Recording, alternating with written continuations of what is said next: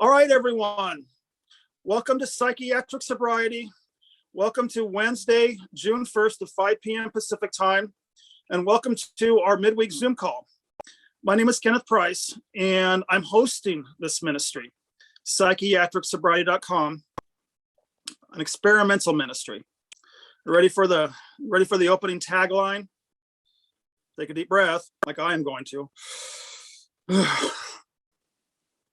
It's a community for the courageous souls who have chosen to exit psychiatry, surrender their pharmaceuticals, and permeate the veils of mental illness. Those are four very powerful sentences, folks. We're not here to do this perfectly. We assemble twice a week. We have two Zoom calls that anchor this ministry. The first Zoom call is at 9 a.m. Pacific time. And the second one is this 5 p.m. Wednesdays. Well, the first one's on Sundays. This one is 5 p.m. on Wednesdays. And we all come together, all of us, at various stages. Some are considering surrendering their pharmaceuticals. Some have already surrendered their pharmaceuticals. Some are completely completed with their pharmaceuticals. And we are learning a whole new way of living outside of the constraints and the hypotheses, the chemical imbalance hypotheses of psychiatry. I do not have credentials. I have qualifications. I have qualifications to be hosting this ministry because I'm what is called a wounded healer. 25 years of my life was inside of psychiatry, inside that chemical imbalance hypothesis. And one day I realized that it was not true. I simply was not mentally ill. And I had to take responsibility and back out of all my medications. And the hardest one, of course, is what attracts most people, was the benzodiazepines. I was 2 years on 4 milligrams of Klonopin. So I'm what's called a wounded healer. I'm not an unhealed healer, but I'm a wounded healer. I do not have technical credentials, but my qualifications, because I emerged from my psychiatric parable, and I've begun to host this ministry to offer experience, strength, and hope, and peer support. I'm a 12-stepper from way back, so we called it experience, strength, and hope. That being said, I have to introduce my disclaimers. It's very important for this ministry that people understand we're peer support only. We're not doctors and we're not therapists, okay? As a matter of fact, there are a lot of things that we don't cover in this ministry that can be found elsewhere. So we are not, I cannot be held liable for or responsible for any information that comes from this ministry. Generally, our discussions, they're all on solutions. They're metaphysical and they're spiritual. That's what anchored my emergence. That's what I'm inviting. That's what I'm extending. And this is the gift of this ministry that I've been hosting for over 7 months now. So remember, we're not telling anyone to exit psychiatry. And we're not telling anybody to get off their meds. We all chose to exit psychiatry. We all chose to get off of our meds. And this is how we did it. And this is our trail of breadcrumbs. And we are lighthouses, all of us. And so in a nutshell, consult your doctor. Remember what I said earlier, this ministry is an experiment. It's not a religious ministry. I'm not here to, promote any single denomination, and my emergence required a higher power. I cannot emphasize that enough. So we have to call this a ministry, and because it's a ministry, folks, I don't charge money. Okay. So, and I put a lot of time into this. So my ministry, psychiatricsobriety.com, accepts donations. The chat feature has the link to my website. The chat feature has a link to the donations, and including the disclaimer. And in addition, it's all in the description line of the YouTube archive. So I think I've gone on for my normal opening spiel. And let's see how many we got in the room so far. It looks like we got 11 in the room. Let's see who's in the room, because got participants, and if I got Sean Nelson on board, we don't. I normally bring a Pathways of Light minister on board. So I'm going to be the one to deliver the opening prayer. Folks, the reason I deliver an opening prayer is because each one of these Zoom calls is guided by spirit. It's guided by a higher power. I'm only a conduit. This is not my ministry. I'm here to host this ministry. And that being said, Sean Nelson just came on board. So the opening prayer is going to be delivered by a Pathways of Light minister. I think I've gone through the spiel. What I'm going to do is I'm going to turn this meeting over. Sean Nelson, there you are. Sean, can you unmute yourself? I'm going to turn this ministry this introduction over to Sean Nelson, who's a Pathways of Light minister. He's going to deliver the opening prayer, and then I'm going to come back and I'm going to I'm going to introduce our host speaker, our guest speaker. We've got a guest speaker, and I'm really excited about it. But before we go there, we got to start this meeting off with spirit. Sean, can you introduce yourself, and we need a prayer to get us going, buddy. Hey, Kenneth, thank you for starting out this call today.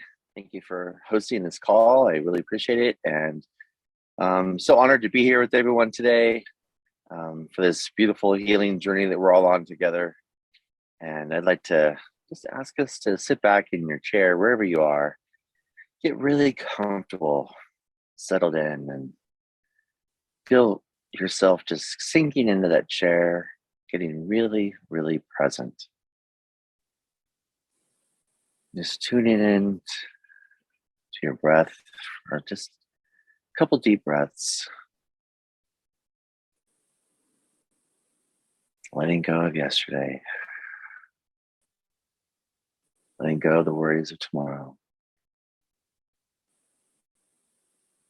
We are here to open our minds and our hearts to remember that we are eternally safe, home as Source created us. And with that, we'd like to invite Father, Mother, God, Holy Spirit, Jesus, Buddha, Ascended Masters, angels, spirit guides,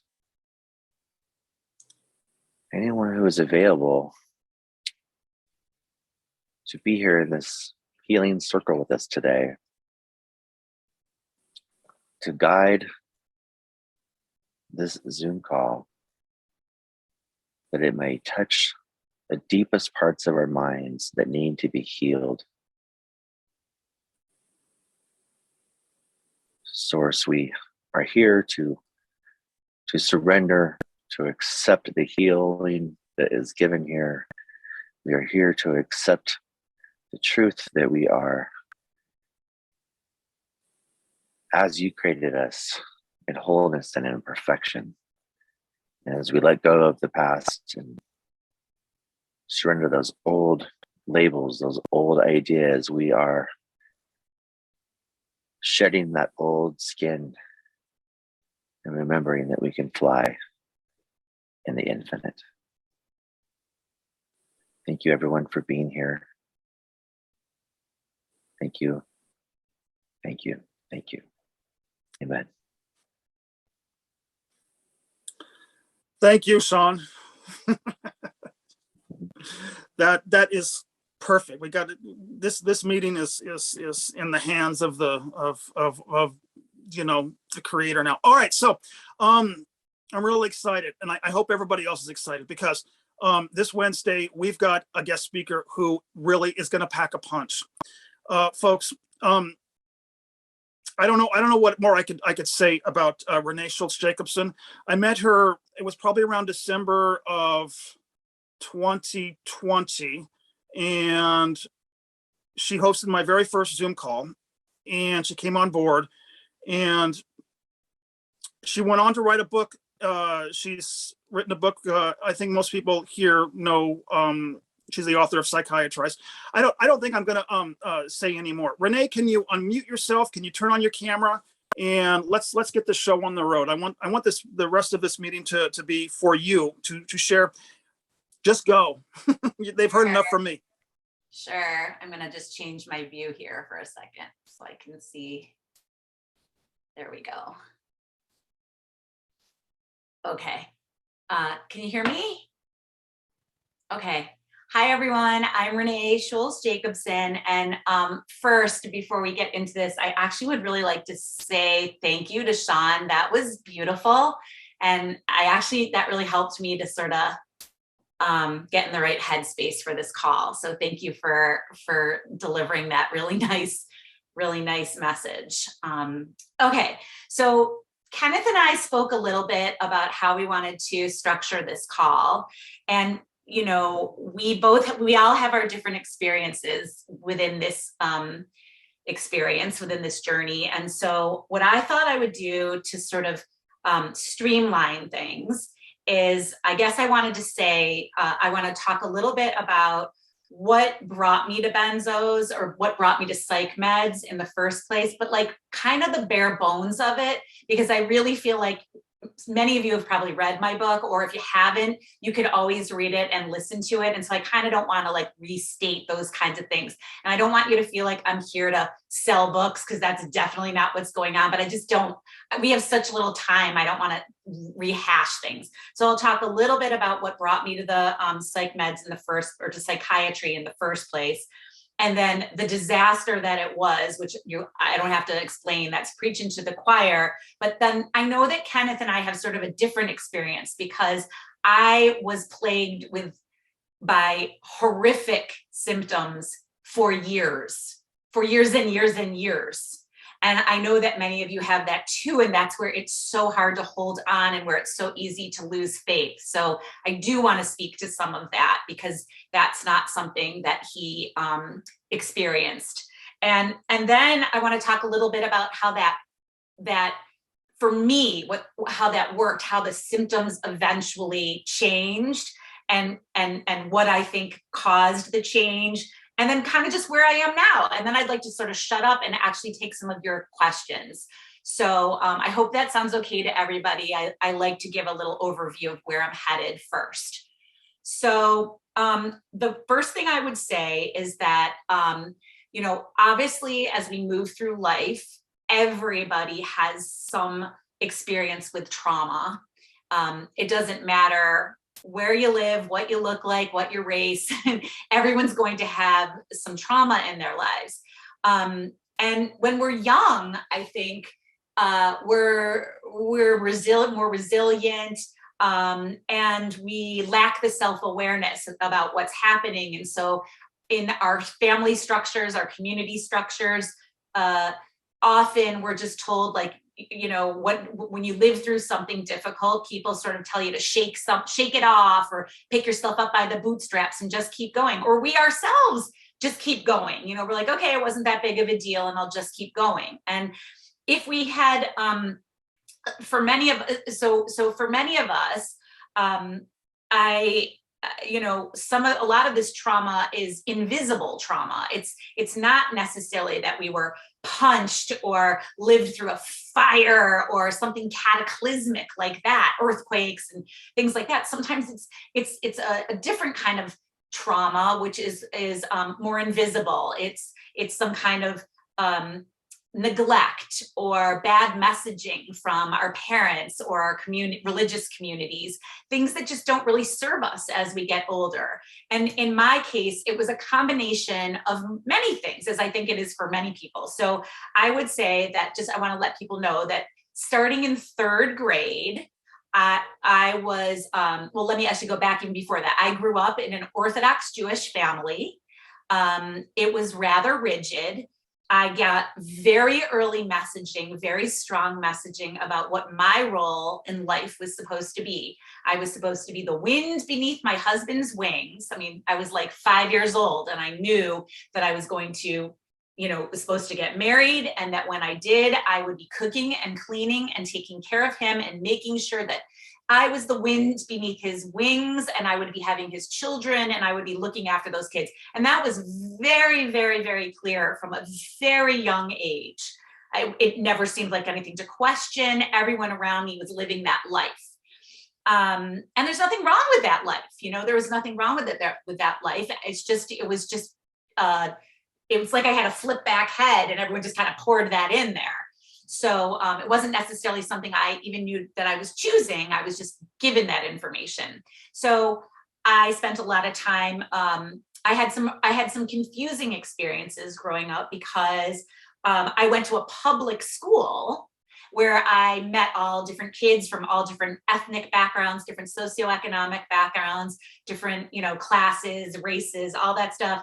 And then at the end of school, 3 days a week, I would go to a religious experience where it was very different. It was very insular. Everyone knew each other. And the things that I did at school did not transfer necessarily well when I went to religious school. So for example, at public school, my teachers were adamant about having me learn to read, having me learn to support my opinions. Like, they would ask, what do you think about this? And I would have an opinion on that. And they wanted me to support it with evidence, and they wanted to hear about those things. Then when I went to religious school and the rabbis would talk to me about stories, or I would raise my hand and ask a question. And one of my famous ones, my earliest one that I remember, was I raised my hand and I said, do you think Adam and Eve had belly buttons? And I was very serious about this because I had learned that belly buttons were where the child was attached to the adult, the mother by the placenta and, or the umbilical cord. And I was like, how could that be if the first man didn't have a mother and the second woman or the second person was of man born, did they have belly buttons? And I was very serious about the question. And the rabbi looked at me and he said I was being disrespectful. And he pointed down the hall and he said, get out. And I was maybe 6 years old. And so I spent a lot of time asking questions and being punished for asking these questions. So I learned really young to shut it. My grandfather used to say, Zwei Sigornish, used to say, shut your piss kind of thing. So anyway, that's stuff that I grew up with, and it was very disconcerting trying to fit into one community and then not do those same behaviors that I was rewarded for in one place and that I was punished for in another. So you get an idea of how that could be problematic. And I'm sure some of you probably experienced things similar to that. It's in any sort of conservative religious community, I think that there's lots of rules and rigidities and expectations. So that's just low level background noise. When I was in third grade, it was my very first, not third grade, 5th grade, I was allowed to stay home for the very first time. And my parents were going to my brother's baseball game, and I lived through a home invasion. Some people came into the house. I was there. It was terrifying. And I'm not going to go through that whole experience, but you can imagine, I thought I was going to be killed. I hid in my parents' bathtub. And, when my parents came home, my father was like, but you're okay, right? Nobody ever came in. Nobody ever touched you. You're all right. And, he said, we'll change the locks on the doors. We'll put some bars on the windows, that kind of thing. But there was no real acknowledgement of this was probably terrifying for me, and that, maybe I needed some kind of help even at that moment. It was just you're okay, right? We cleaned up the mess, and it was a lot of vandalism, and I couldn't really argue with them. I was all right physically. I was all right. Nobody had touched me. They were behind a door. I never even saw these people, but there was a lot of fear behind it. Fast forward, then when I was a little bit older, and at most women, I think there's a reason why many, many, many women become psychiatrized, and that's not to minimize what happens to men, but we walk a really fine line as women. You're supposed to be smart, but not that smart. You're supposed to be pretty, but not too pretty. You're supposed to be sexy, but not too sexy. You're supposed to be slim, but not too thin, but also not too fat. And I could go on and on about this. You're supposed to be intelligent, but not too much of a leader, and strong, but not bitchy. I mean, there's all these crazy dichotomies. And so I didn't really, you're walking along a line in this, in your life. And during the, as I'm learning in our cultural messaging, I'm trying to figure out my way in my sexuality, and I'm supposed to be experimental and not a prude, but not slutty. And so, I had boyfriends, and I had some nice experiences with boyfriends. And every summer I always went away to a summer camp, and which was a really good experience for me, until when I turned, it was 1985. And the summer prior, I had a relationship with a staff member. It wasn't really a relationship. I don't know what you would call it. He was staff, and I was sort of a counselor in training. So it was like a weird thing. And we liked each other. We were crushing on each other. And we spent the entire year kind of writing to each other. And there were a lot of passionate poems and things like that. Well, the following year, he was not working there, and it was a terrible situation. It resulting in a date rape type situation. So this is 1985. And I had known this person, I had trusted this person, I cared about this person, and I had no idea what could have possibly happened to have led to that kind of betrayal and loss of control on his part, and the feelings of loss of control on my part. And he left immediately after, and I walked around in a daze. I honestly have no recollection of the days immediately following. I know that I told my friends what had happened, and they knew that I liked this guy. And so their response to me was, "Oh my God, that's so cute. You guys had sex." And I was a senior in high school, just about to start college. And he was not my first partner, thank goodness. But it was not loving. It was not consensual. He did not stop to put on a condom. So my friends are all like, "Oh, it's so cute." And my head is saying, I'm saying things to them like, "You guys, you're not hearing me. It was not good.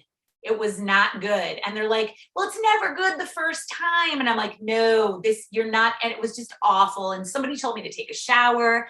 And I just remember these showers were kind of disgusting. I don't know if any of you have ever gone to Girl Scout camp or Boy Scout camp, but these are disgusting little stalls. And I would never have gone in there without flip-flops or anything like that. There were spiders in the corners and lots of mold and mildew.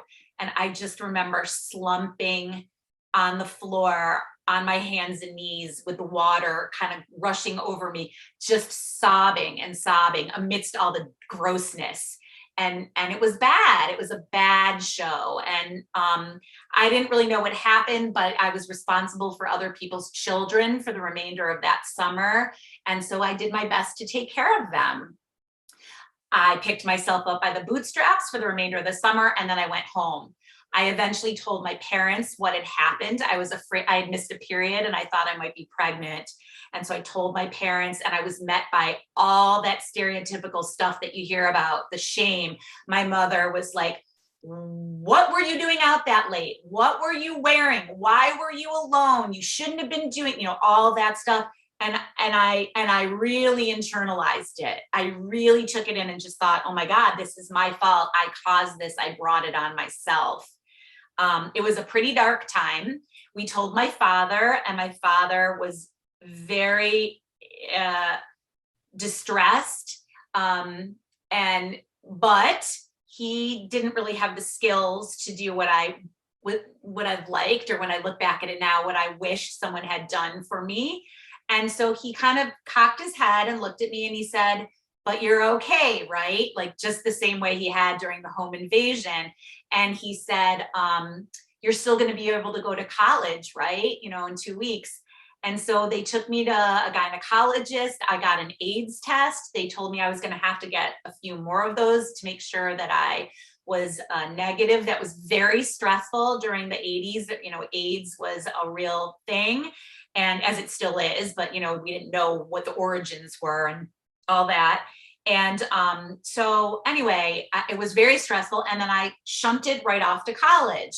Well, college for many people is a time where they start to like explore all these things and freedoms, but I was not having it. I was terrified, and I basically stayed by myself in my room. I didn't do a lot of socializing, and I basically turned to the one coping skill that I kind of knew, which was I stayed busy with my homework. I worked.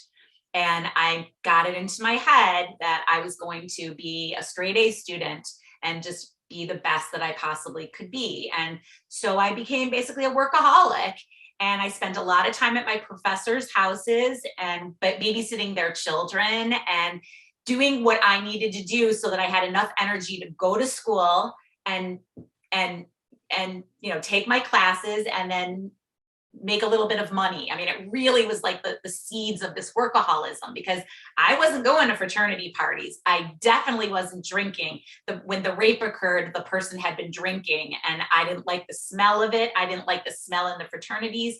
I didn't have good connotations with that, or associations with that.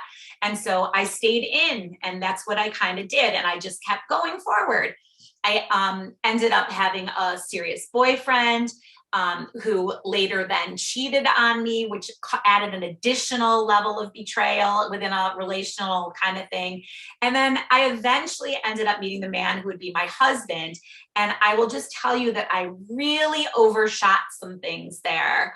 I remember telling him about what had happened in my life, some of these traumas, and thinking and saying then to him that I had been raped. And he said to me, I can promise you that I will never hurt you. I will never, ever hurt you.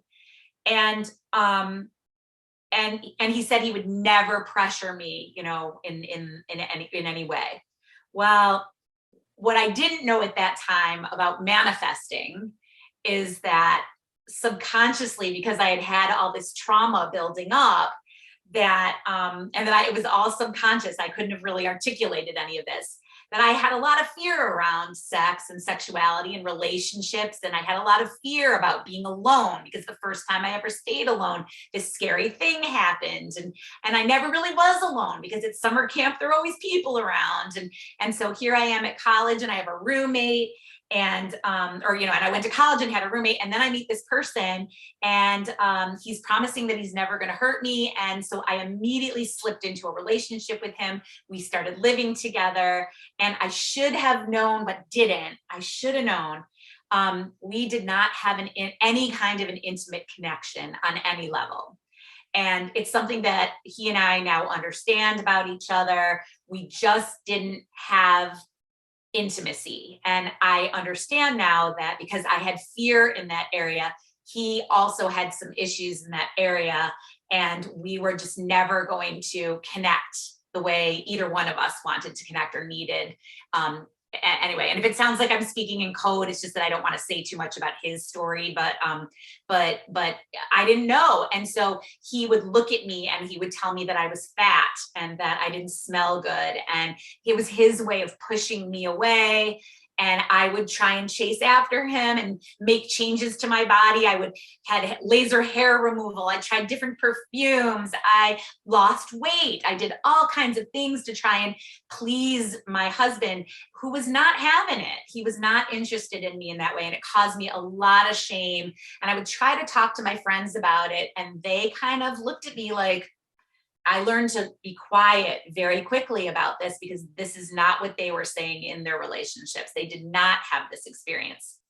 As we go on in our marriage, I actually got pregnant, and we have one child. He's now 22 years old, and the pregnancy was a disaster from the start. I was on bed rest really early. I was a full-time teacher at the time and was very, very sick. I ended up on bed rest. And then at the actual delivery, I ended up bleeding out and losing 75% of my blood during childbirth. It was a medical emergency. I lost consciousness. I had to be moved into for an emergency surgery to have they thought they were going to have to do an emergency hysterectomy. And while they put me under, I had basically a near-death experience. It was very scary. And I felt and saw myself moving through a tunnel where there was almost like a chipper, like I was being cut. People always talk about seeing the light, being greeted by all these amazing things. That was not my experience. It was very scary. And I saw like all these dark spirits swirling around me, and I was terrified. I felt like I was not going to be able to be a mother. I wasn't going to be able to take care of my child. And I remember trying to like hold on to the sides of this tunnel and prevent myself from moving through the chipper. And the next thing I knew was that I heard a voice that very clearly said to me, "Not yet. It's not her time yet." And the next thing I knew, shoom, I was back in the recovery room. I had my arms were on like these attached to wires and all kinds of tubes, and it was in the dark. And I quickly learned that I had been had to be resuscitated, intubated, and my husband was nowhere to be found, and I was really very scared. I didn't know if our son was dead or alive. It was just really terrible. He actually had to be moved to the NICU himself and had stopped breathing multiple times. It was just an awful, awful experience. And this is the point where I like to say that I think about trauma in people, like we all get sort of like a little drain, right? Or a cup that we have of trauma.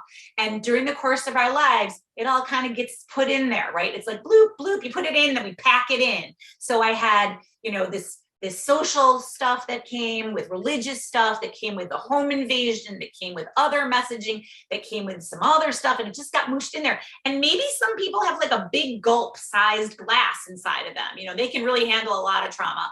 But I always like to say, maybe mine was kind of small, or maybe mine was big and it was just, that's a lot of trauma. I don't know. But whatever it is, at a certain point, like anything, there gets to be a point where there's one more drop in there, it will not go in. You just can't pack it anymore. And then it overflows, right? That's a clogged drain or a filled cup.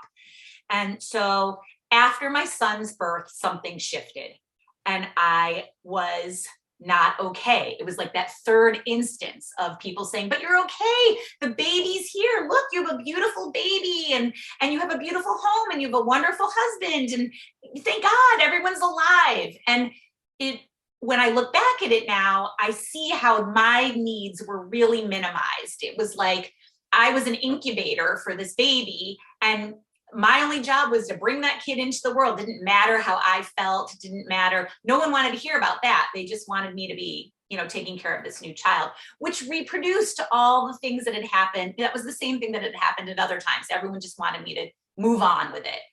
So after wanting to talk to people about this near-death experience, this very scary experience, no one wanted to talk to me, and I'm keeping it all repressed. I started to have some audio, what would you call that? Audio, not hallucinate, like not visual, but audio. What'd you call that? I just was hearing voices, I guess is what you would say. And they were whispers. And I wherever I would go, I was thinking I was hearing things, and I would ask people if they could hear it. And then it came with a side order of insomnia, right? And people tried to tell me, "Oh, it's because you have a baby. Babies are hard work and nobody sleeps when you have a baby." But I was not sleeping at all. And my ex-husband is a doctor, and he was like, "Renee, you got to get yourself to the doctor. You're not sleeping. Something's wrong." And so I went. And, I'm fast forwarding here, but basically this is the story that everybody hears.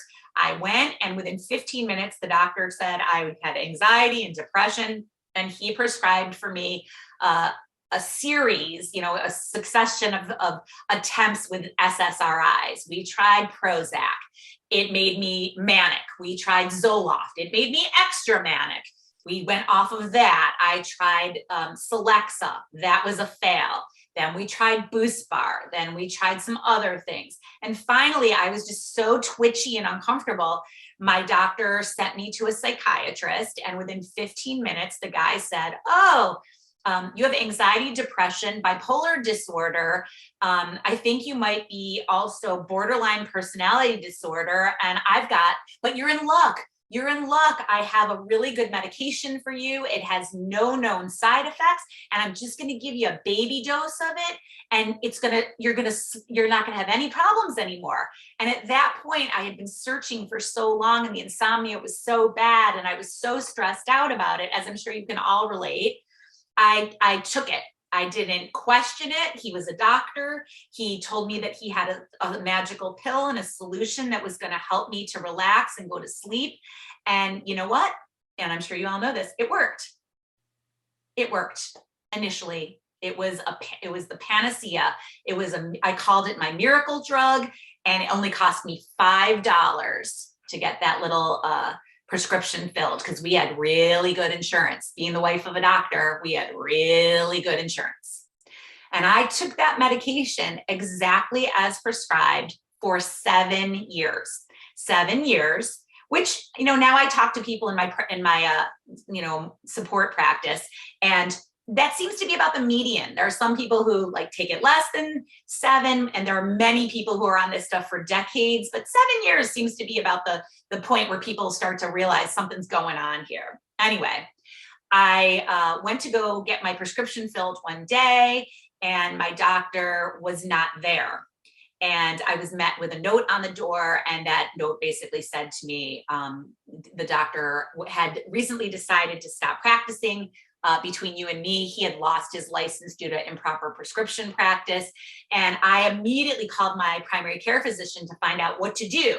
Because the one thing I did know was that you weren't supposed to stop this medication abruptly. That was the only thing I knew. He was like, you just don't want to. So I was a very compliant, good girl. I was a good Jewish girl. I did things in the right order and the way people told me to do it. So I went to my primary care physician, and he was the very first person who told me that that he said to me, I kind of said, do you think you can just write this for me? Continue to write for me, because it would just be so much easier.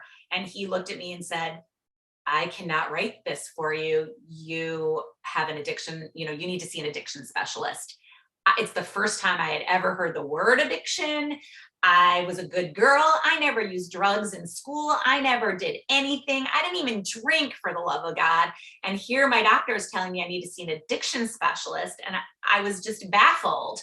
And he said, you've been taking this medication for so long. This is beyond my scope. We got to get you in with somebody.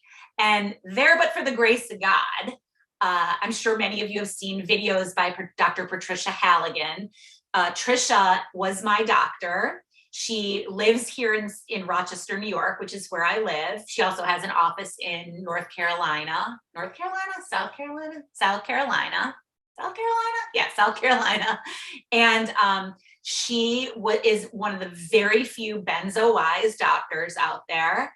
And she immediately said to me, we got to get you. She sort of corrected me right away. She's like, yeah, I'm not writing you for more of this, but if you want to work with me, I'll help you to get off of it.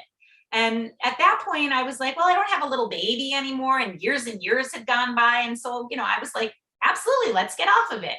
I had no idea what could happen when you try and take somebody off.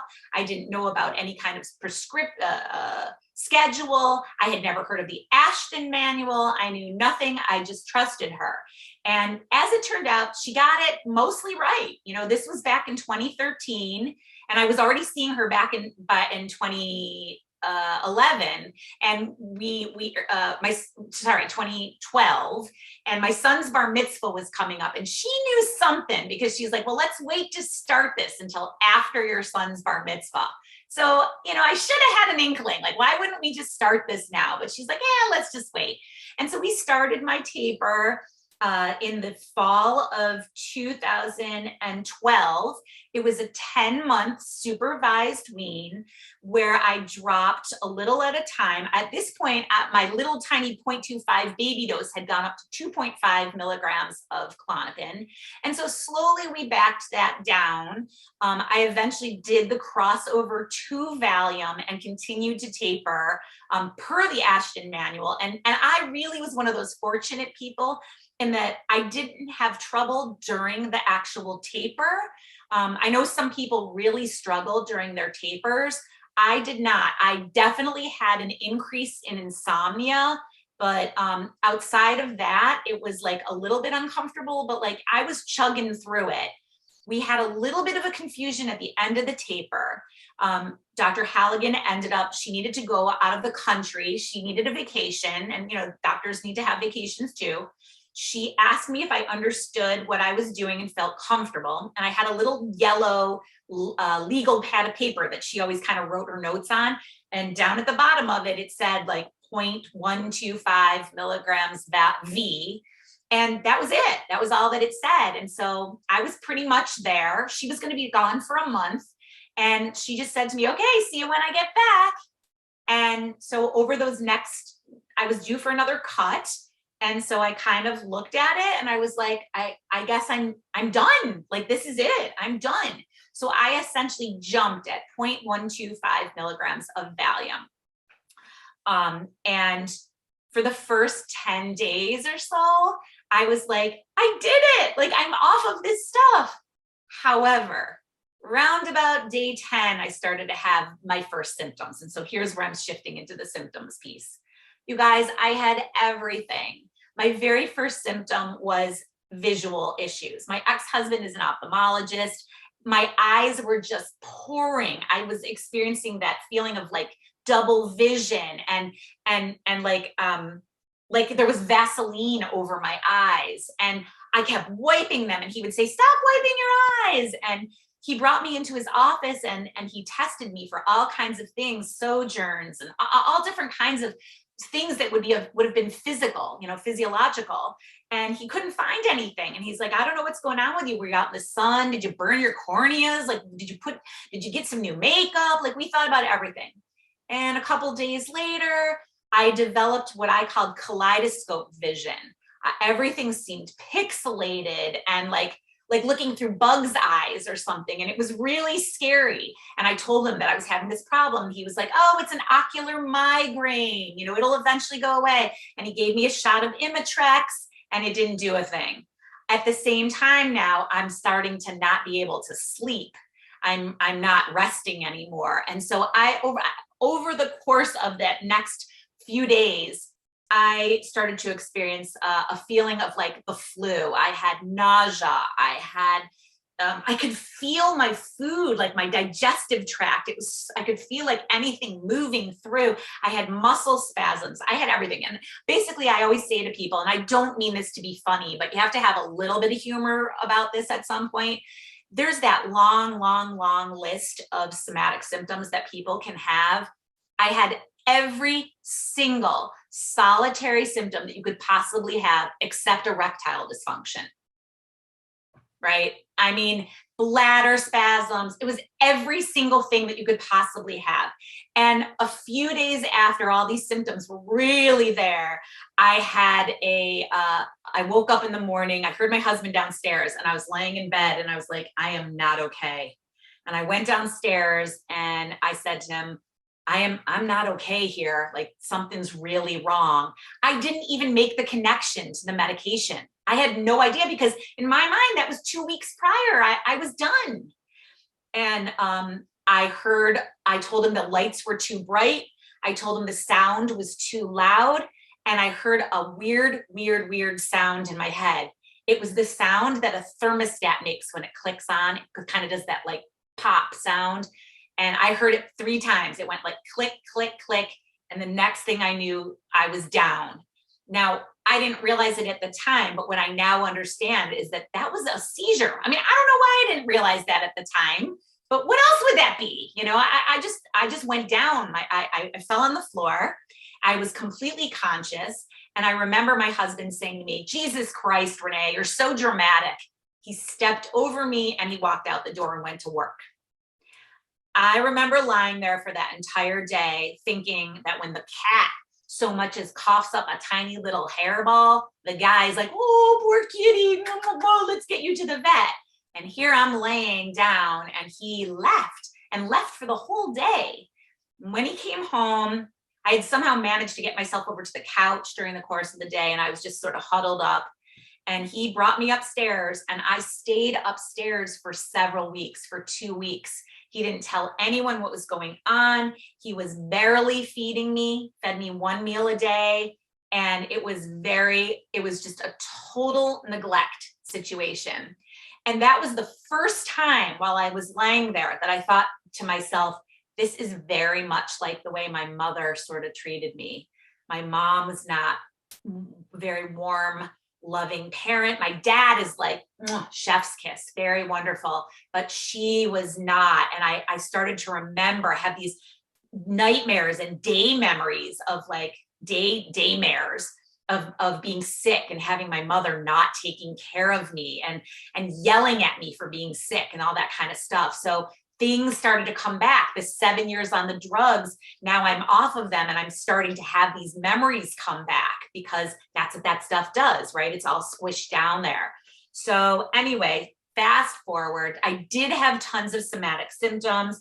And I guess what I would say to you is my story gets like crazier because I end up calling my parents one day and asking my dad to please come and get me. I just knew there was something inside of me that knew that if I stayed in this house with my husband, who was not taking care of me, who never missed one day of work to care for me, I was going to die. That I was literally going to die.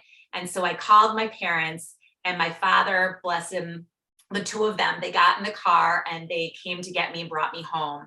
And during that next period of time where I spent away from home, I basically started my journey where I started to explore and learn about what the hell was going on with me. I'm really fast forwarding here, but I ended up meeting a complete stranger. I went to go get a massage somewhere, and the person, I couldn't even have her touch me. Her hands felt like sandpaper on my skin. I mean, I've always loved getting massages and like having people do body work on me. She put 2 or 3 drops of lavender on me, and I thought she was burning me with acid. Everything was messed up. Every normal system any way that I had ever enjoyed things was topsy-turvy. I couldn't sleep. I couldn't read. I couldn't listen to music. I couldn't get on the computer. I couldn't make telephone calls. If I touched anything with electrical current, I felt like I was being zapped. I could just lay still and feel like I was offloading energy through my head. It was bizarro land, right? I mean, I'm looking at you guys and I don't see too many people, but hopefully you're relating to this. It's just bizarro land. So this complete stranger came up to me. She ended up asking me if I was okay. And I told her, no, I am not okay. I am a mess. I just went to have this massage and I can't even have people touch me. I don't know what's wrong. I told her that I had just come off of a powerful psychiatric medication, a benzodiazepine. And she kind of tilted her head at me and she said, do you want to come home with me? And I did not hesitate for 1 second because I guess I skipped this part. Trigger warning. I had pretty much decided at that point, at a month out, that I was going to kill myself. I was like, this is not sustainable. I can't do this. I cannot do this. And so after that massage, I was like looking at the top of the building and I had seen that the stairwell was open and I had basically thought, I'm going to go up there and I'm going to jump off this building. But this woman intervened and she asked me if I wanted to come home with her. And I did not ask her name. I did not ask anything about her living situation because I had basically decided I was going to jump. So if you're going to jump, I might as well go home with her because if she's going to kill me, make it snappy. So I followed her home. And as it turned out, and I learned this over time, she had been through something similar. She had 2 daughters from a previous marriage. She had another daughter with her second husband that they were raising together. And they told me I could stay there as long as I wanted. And while I was there, she taught me about juicing, eating clean, yoga, meditation. She got me a different kind of person to do a different type of massage on me. She got me involved in dialectical behavioral therapy, DBT. She got me to an acupuncturist, which was not a good experience for me. I was way too sensitive for that. But point being, she put me on this journey where I had been married to a doctor for almost 20 years at that point, and everything I knew was pills, pills, pills, Western medicine, intervention. And now I'm meeting people who are saying, yeah, not so much. We can teach you to still yourself. We can teach you to calm. We can teach you to heal yourself. And I had never heard any of this. I had, I married a Jewish doctor. That was the win, right? Like that's what everyone told me. So I'm unlearning things and unpacking things as I go. Over time, and I ended up staying with her, by the way. I don't know if anyone, well, I know a couple of people know this story because Helen is here and she's one of my students in one of my art classes. But the person who I went home with, her name turned out to be Renee, which is, my name.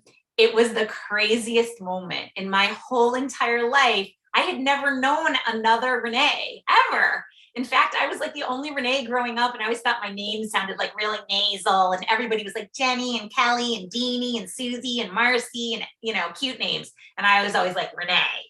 And here I'm meeting this other woman who really knew what she was doing. And she taught me how to start to take care of myself and be gentle with myself and not push myself. And she taught me to rest when I needed to rest.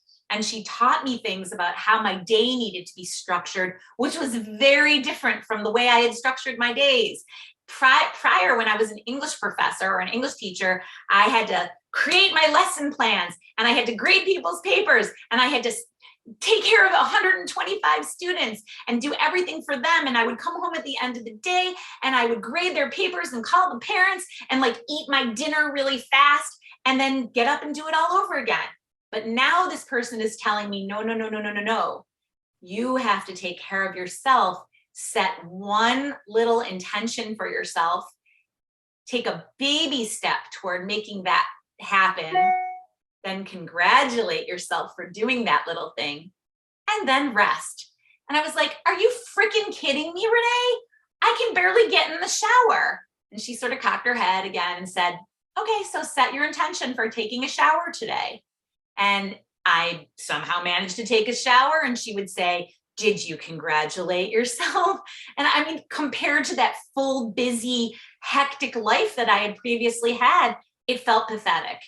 It felt positively pathetic. I felt completely disabled, but she just kept telling me, you're going to be okay. You're going to get through it.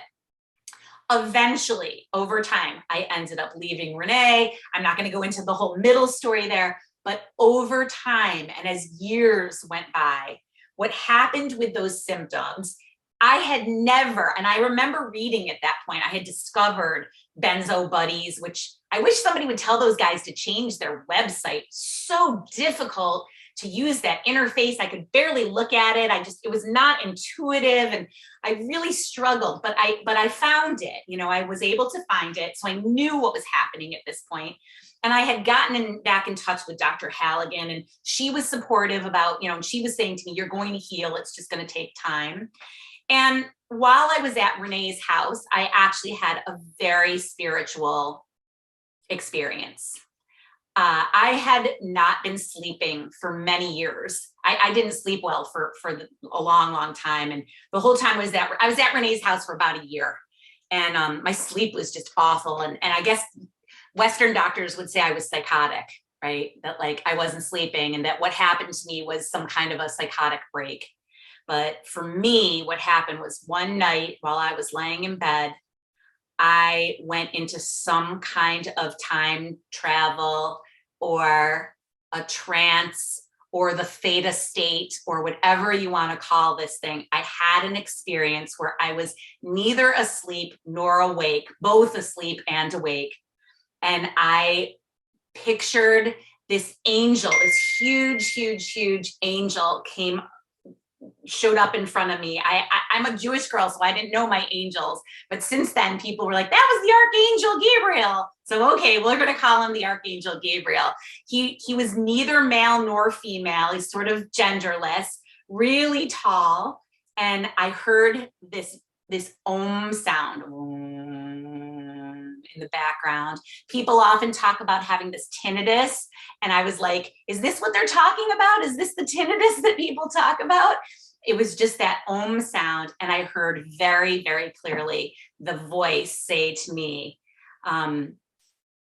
listen to the voice of the creator and you will never be led astray. It was like a mouthful. And I saw all behind this angel, I saw members of my family, my grandma, my grandpa, people I didn't know in this weird, almost honeycombish caves, like little caves. They seem to be like in little caves, but I could clearly see it. And I just was like filled with this. It was very strange and very powerful. It was completely spiritual and it changed everything for me because something had been planted inside of me where I was like, I'm going to be okay. I don't know how long this bullshit's going to last, but I just got a message from the other side. And it was a very positive message. Just listen to the voice of the creator and you're going to be okay. And then it came with like a slightly secondary message, which was, you're going to be okay. It's just going to take a long time. And so that little bit of a seed there, I just took it with me. And over time, what sort of started to happen was at 30 months, I had always heard about waves and windows, and I had never had one, never. I was white knuckling it for 30 months. And then 1 hour at 30 months in, I had a complete reduction. Not even just reduction, removal, like almost like I thought it was like a spontaneous healing. It was just my symptoms disappeared and I was like, oh my God, I'm gonna be okay. And it was there and it was like for an hour and then it was like I finally understood that wave thing. It just washed over me again and I was back in acute and I could not even believe it and I was devastated. However, I also felt like if something like that could happen to me for an hour, it could happen again for another hour. It could happen for 2 hours. And if it could happen for 2 hours, maybe it could happen for 3 or 4 or 10. And so it really helped me to hold on. And over the next few years, what I experienced was that same kind of thing of like really intense, not thinking I was going to make it, come to Jesus, come to Buddha, come to source moment where I was on my knees pleading. And then somehow I would go to sleep and the next day or whatever it is, when it was at its worst, I would wake up the next day and notice, oh my God, there was some kind of a minor reduction to those symptoms. And this is just how it went, part and parcel for many, many years. Was this wave would come over, it would recede and be just that tiny bit lighter. And then it would be harsh again, and then it would recede again. And I don't really know, I say all the time, I don't know how I made it through, except for the fact that I started to reframe things for myself. I started to imagine that there was different people have different ways of thinking about God, the universe, whatever. I sort of pictured a magical fairy godmother for myself. I needed a female. I was done with the male patriarchal things. I pictured like a bibbidi bobbidi boo kind of fairy godmother who was holding a wand. And whenever I started to have difficult symptoms, instead of thinking, because I know you all do this, there's something wrong with me. This means there's something wrong with me. I'm going to die. This is crazy. I can't make it. Instead of allowing those feelings, I started thinking, oh, my fairy godmother's got her wand out and she's working on me at this area. And so I just started to reframe things for myself. I started to say, whenever I had a cramp, I'd say, oh, okay, she's working on me now. And that was the beginning of my reframing. And so that over time, my symptoms receded. I felt like the gauze was kind of unwinding around my head. Sometimes it unwound and there was another layer of gauze there. But over time, the symptoms receded and and the windows, the health became longer, so that I started to feel less afraid. I was like, oh, I know what's happening here. I'm going to not feel well for a while, but it's going to recede. It's going to recede again. And that's what happened. It was like what was 30 months. And then I had an hour, then over the years became sort of the reverse, where I had many, many days of better, and then, you know, several 2 or 3 days of just horror, and then that would recede and I would feel better. So that's how that worked for me. Now, I will also say that I've spoken to hundreds of people at this point. I think I'm at over 550 at this point, or close to 550 at this point. And that is not everyone's experience. Some people experience a very different kind of healing. And so I'm not saying that's the way it will be for you. And I don't want to make it sound like if you're not progressing in that way that there's anything wrong with you. This is a very personalized, individualized experience. But you guys, you know, this is the one time that I'm happy that I did grow up kind of like Jewish, because I really know my stories, my Bible stories. And if you think about those stories, what we're going through is a suffering of biblical proportion. It's invisible. Y'all look fine. I can see your faces. Everybody looks pretty. Y'all look good. But you feel like absolute shit. It makes no sense. And so I really started to think about it. And I was like, just like Noah and the ark, you know, he was called to build an ark in the backyard, and everyone laughed at him and no one believed him. And he said that the floods were coming. And, you know, he took care of himself. He took care of his own. He kept his eyes on what he needed to do, didn't worry about what anybody else was saying. And in the end, the rains came, and he had his animals and he had his family. And what happened to everybody else? They drowned. And so I just started to think, well, this is what's happening to me. I'm telling people what's happening to me, and people are like, there's no way it could be happening. It's not possible. You're crazy. And I just started to think, well, crazy like a prophet, then I guess, because I'm not alone. I'm not alone. All of you have been told the same kinds of things, that there's no way that you could be suffering this long. There's no way that this could be going on this long. It's not possible, that this is evidence of your mental illness. It's not. It will go away in time. That being said, I'm going to fast forward again and just say, over the years, I developed what I consider, what I call my Benzo Curriculum, And it's not fancy. And many of you know these things. It involved keeping a gratitude journal, writing positive affirmation with my dominant and my non-dominant hands, because the science shows that helps to build new neural pathways. And I just started to do these things. I started to get cranial sacral massage and deep tissue massage to try and get this stuff out of me. I drank a lot of water and still drink a lot of water to try and flush it.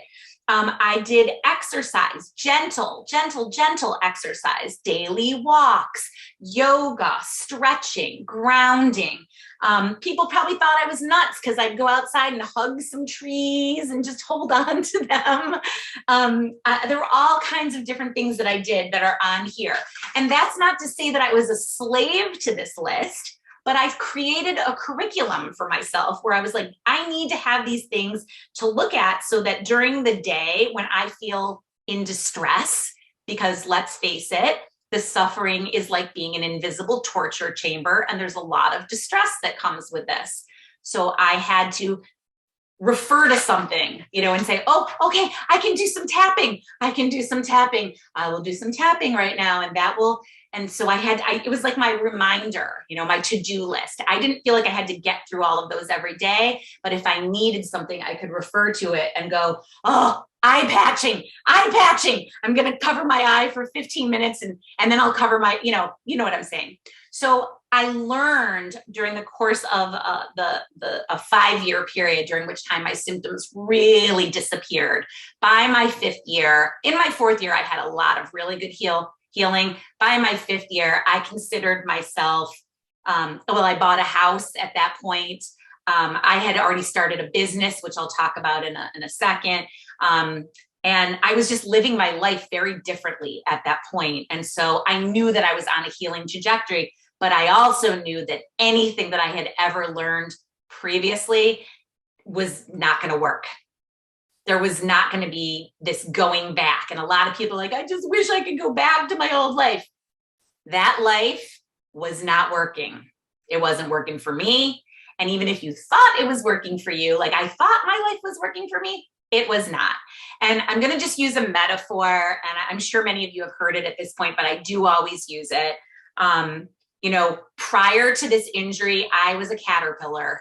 I was bumbling around. I was walking on those leaves, and I was like, oh, it's a good life. Look at these pretty leaves. And I have caterpillar friends, and I just ate and I played and I pooped, whatever. That's what I did.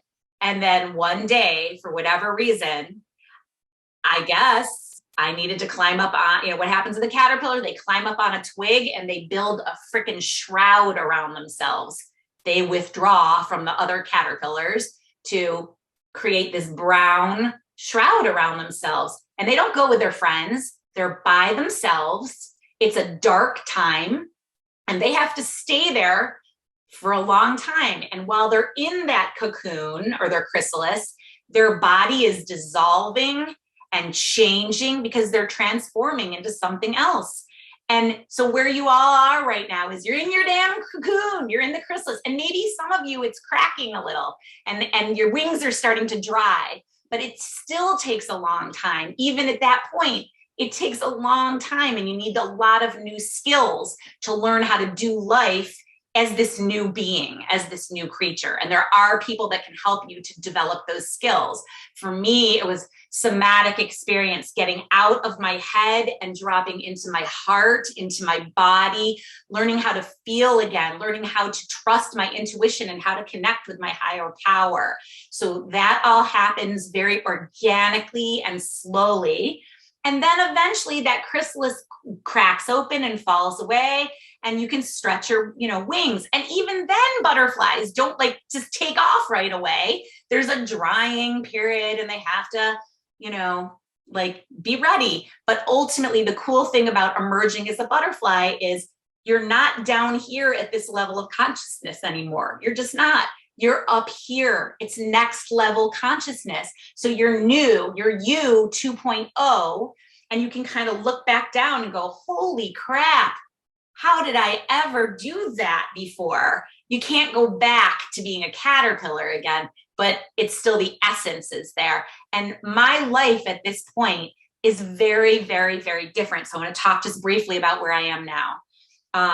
While I was sick, while you are sick, while we are sick and injured, and this goes for anybody who's going through an illness or an injury or a difficult time, a loss, we have to find something to fill the void. And because the days are very long if you don't find something to do. And so while I was sick, I just started to draw. I had a friend who was a school teacher, and she brought me some really cheapy supplies. And I had been an English teacher, so this was not my jam. I was a reader and a quiz maker and symbolic thinker. And she brought me all these things, and she said, do you think you could draw or paint or something? And I was pissed as hell at her. I was like, get out of here. Why would I be able to draw? I've never done that before. Get out. But she left the stuff. She's like, I'm gonna just leave it right here. And, when you're faced with thousands of hours or hundreds of hours by yourself, what are you going to do? So in an attempt to almost spite her, I started ripping out pages and scribbling and sticking things. And I made something and then I posted it on Facebook. And I was like, look what I made today. And to my surprise, my utter surprise, a couple of people were like, I actually really like that. I would buy that from you. And that was a stunner for me, because for me, making art is effortless. It's just effortless. I was making these pictures and doing them and people liked them. And so at first I was trading, having people come to visit me. If they came to visit me, I would give them a piece of art. And then, people are like, you should charge for these. And so I started to charge. And I realized that was so I could buy new art supplies and better supplies and bigger supplies. And it was the way that I started to fill my hours.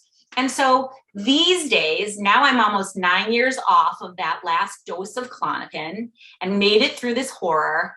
And I will tell you that slowly and organically, my purpose has been revealed to me, or at least my purpose right now, because I have to stay open to the fact there might be something new coming. Not yet. Let me just be here for a little while. But what I learned is that I can paint, I can draw. I was always an English teacher, but now I could teach art to other people. I found a way to connect with other people. I started painting their paintings, painting people who were going through their own invisible trials and tribulations, which helped me to connect with them. Over time, I also, somebody said I should get a website. So they said I should start making reproductions and selling my work. And I was like, I don't know how to do that. So someone helped me to do that. It helped me to figure out that I needed to invest in myself. And at each juncture along the way, it felt really scary. Like I had to pay $1,500 to like create a website. And I was like, what if I don't ever get this money back? And like, what if no one ever buys anything? And like, that website has paid for itself, many, many, many times. Part of the lesson was learning to invest in myself and trust what I was being instructed to do and trust what people were telling me and reflecting back at me and do the thing that I loved rather than the thing that was killing me. So, and then I started to do festivals. And then from festivals, I started to do bigger festivals. And then somebody suggested I do some other things. And so it's just been a very slow, organic thing. So as of today in 2022, I am teaching again. I teach memoir writing classes. So I'm still teaching and reading, which I love, but in a much smaller group. I teach art classes. On Wednesday nights, I teach a special class for people who are healing from psychiatric medication injuries. And that class is now on a break and will start back up again in September. I love that class. And then I teach other classes. I teach kids after school. So that's my jam. I also went back and became a certified peer recovery advocate. Because over the years, as I started to get better and I decided to come back into the community to try and like tell people, you can heal. So trust me, I've done it, I'm here. People started to reach out to me. And so I went back and became a certified recovery peer advocate because I wanted to make sure that I knew what I was doing and that I wasn't gonna hurt anybody with what I was saying. And as it turns out, I had a really good intuitive sense about this because I'm a natural teacher. And so it was just helpful to get some extra skills. So I now offer emotional support to people who are coming through these injuries, and people can find me on my website. In fact, it's over there on the side in the chat if you're looking for the links. So I do that. I wrote my book, Psychiatrized, Waking Up After a Decade of Bad Medicine during the COVID quarantine, which I look at the world and I'm like, they're all a bunch of wusses. Everybody was like, oh, we can't do this. We can't stay home this long. And I was like, oh my God, I was home for years and years. You all know how horrible it is to feel terrible and be confined to your home for a long time. I looked at people and didn't look at them the same anymore. I was like, oh my God, you guys don't know what it is to be confined to home. You have no idea. So I wrote my book and I just got in my head, I was like, done is better than perfect. I just my intention with it was to put something out to give people what I wished someone had, what there was for me. I wish I had some book to read that would say, you're gonna heal, you're gonna be okay. I had Belissa and I had Dr. Jen and I had Don Killian and a couple of other people who had come before me, but there wasn't really much written on the topic back in 2013, 2014, 2015. And so I wrote that because I really wanted people to have some hope. And at this point, that book is looking like it's going to be turned into we've turned it into a screenplay, and I'm really hoping it's going to be turned into a film, because I just think there needs to be more attention to this, to this topic. And so at this point, I consider myself, people always want to know, so all your symptoms are gone? And so I'm going to end with this and then I'll answer questions. No. I have a tiny little itty bitty little space on my face where I always had a lot of dental sensitivity, like mouth sensitivity. There's so many nerves in your mouth. I had a lot of dental pain and burning mouth syndrome and all kinds of things. And I have a teeny tiny little area of my face that I still experience what I would just call some awareness that there is something, some energy that still moves around in there. It's not painful, but it's not pleasant, but I can coexist with it. And what I make up about that is that just as if I had cut myself, like, you know, if you really ran into something and you cut your arm, it leaves a scar, right? Like there's physical trauma that leaves a scar. And that this little remnant of having gone through psychiatric medication withdrawal is there in the same way a scar would be. You can't see it, but I can feel it. And it reminds me, don't do that again. Do not do that again. Do not put anything else in your mouth without thinking about it very carefully. That's why I think it's there. It also reminds me that I need to speak my truth and not stuff it. No more spy Sigourney-ish. I need to speak my truth. I need to share it. And I believe that's why you have all been chosen, that at this time and this time on the planet, we are having a paradigm shift, and we are learning that while these medications might have some practical uses in a hospital setting before a surgery or acutely, you know, for a very short period of time, for many of us, taking these medications long-term is injurious. And I would go so far as to say there are planetary repercussions for being drugged in this way, because you lose your empathy, they make you mean, they make you not feel and connect with other people. And we're seeing it play out on the meta stage now, because when all the good people, the sensitives, are being sedated and numbed, look what happens. Look what happens in the world. There's no middle people to bridge between dissent, you know, and nobody's listening to each other. And all us middle people are supposed to say, wait a minute, let's talk about this. Let's find something in the middle. But all of us have been taught that there's something wrong with us, and we've been sedated. So we are in the process of waking up. You all have a purpose here. Your goal right now is to take care of yourself and just allow whatever is coming to you, to be open to it, to adopt a growth mindset, and to be open to the idea that there was nothing wrong with you in the first place. You were going through something, difficult time in your life. And unfortunately, instead of meeting up with the right person who would have loved on you and said, I'm so sorry you're going through this terrible time. What can I do to help you? How can I support you? We got stuffed into a psychiatric loop, a self-corruptive loop, where it reinforces itself. Doctors and the FDA and the CDC and the big pharma companies. And so we got stuck up in it. But now it's our job to talk about it, to speak out against it, speak out against the madness. And as you do, you will feel better, because there's nothing to be ashamed of with this. We didn't do anything wrong. We went to go get help, and this was the help that we were given.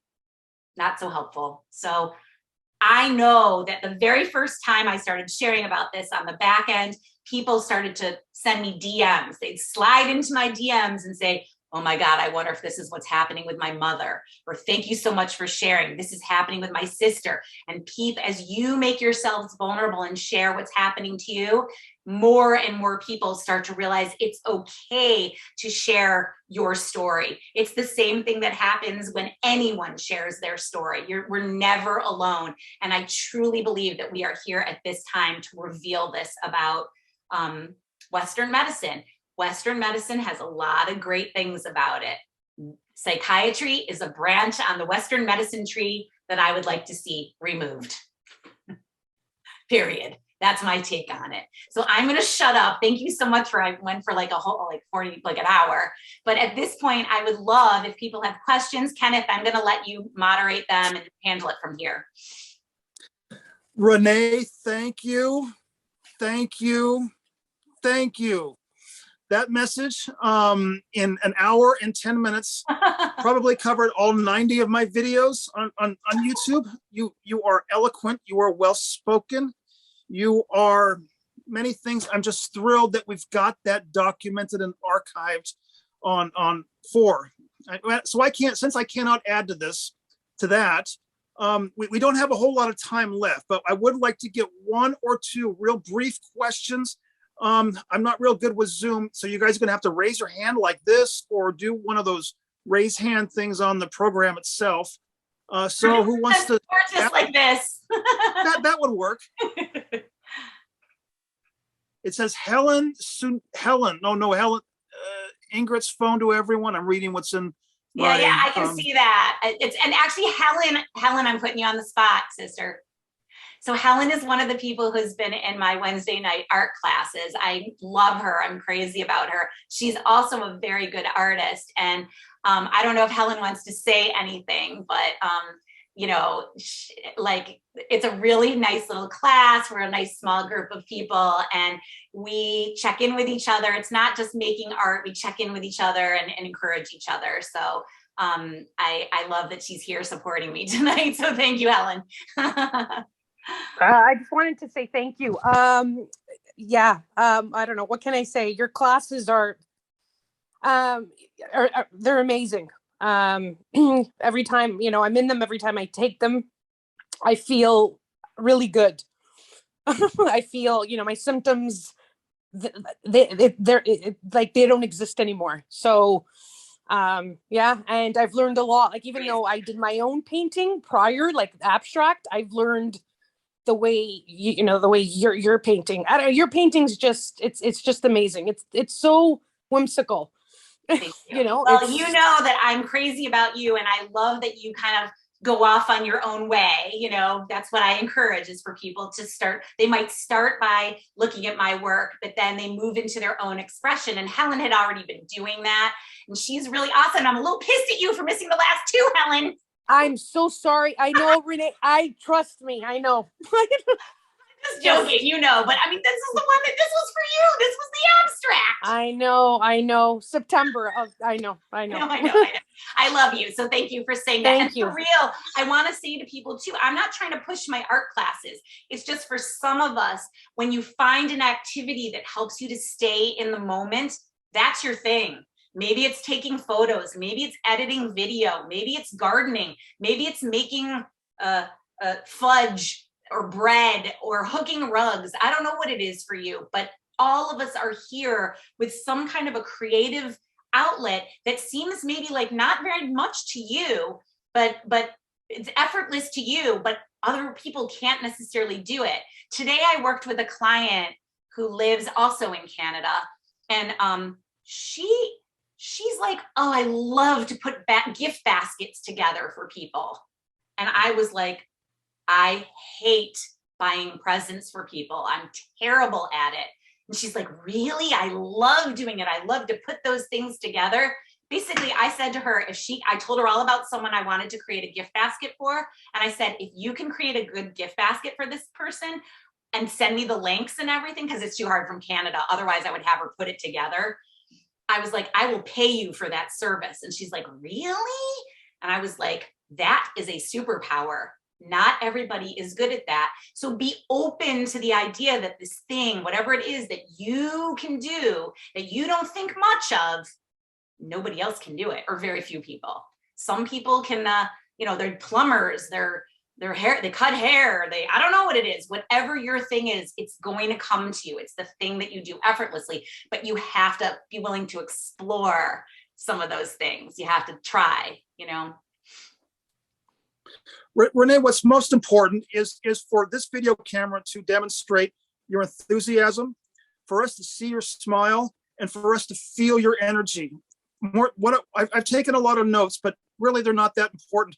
Renee, it's a testimony of what it was like what happened, and what it's like now. It's the foundation of this ministry. And the other thing you said, which is now documented and stamped and archived, you figured it out on your site. I figured it out on my side. It's caterpillar, cocoon, to butterfly. And if you don't mind, can I add one last thing? Because I do not want to make it sound that like life on this side is all rainbows and butterflies. Like, it's not. Life is hard. And the skills that I have acquired, are all about distress tolerance and self-regulation, emotional regulation. I didn't have any of those skills. Some of you did.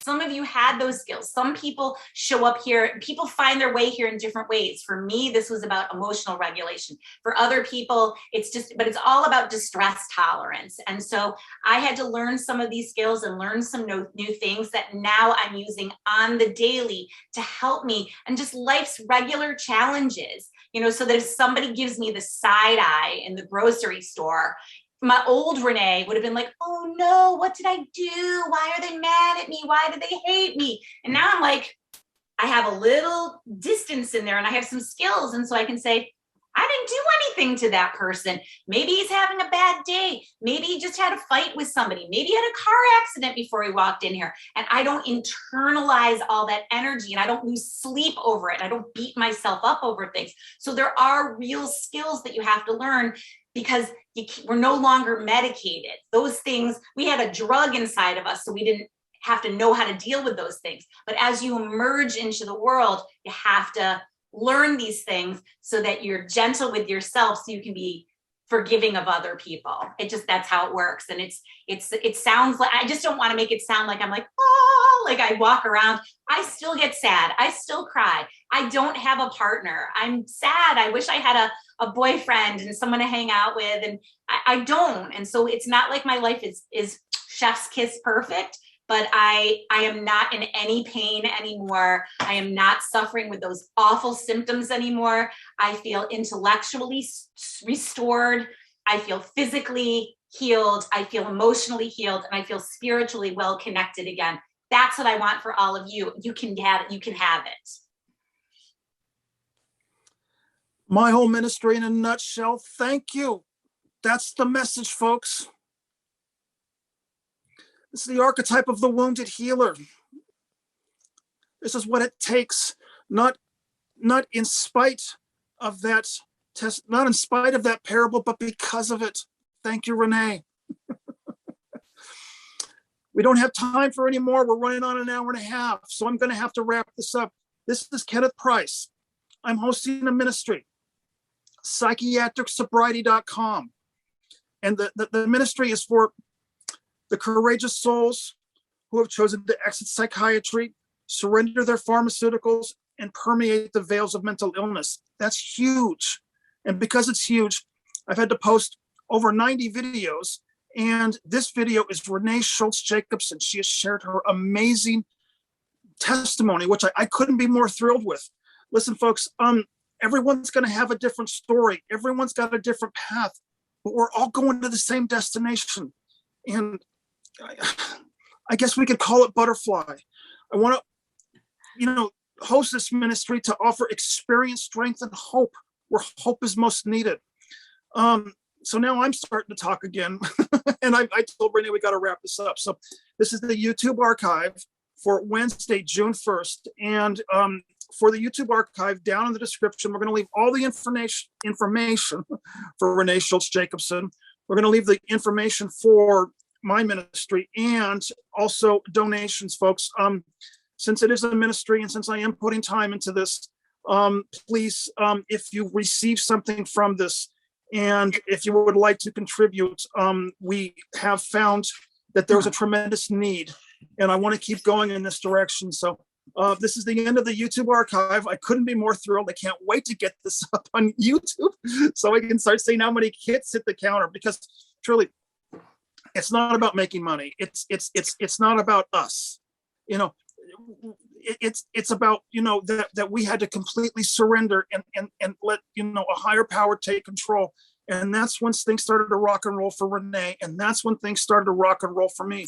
Folks, my psychiatric parable it took a different form than Renee's because I'm a 55-year-old gay man. However, the message is the same. So, I've talked too much. Kenneth Bryce, God bless, and may the force be with you. Bye.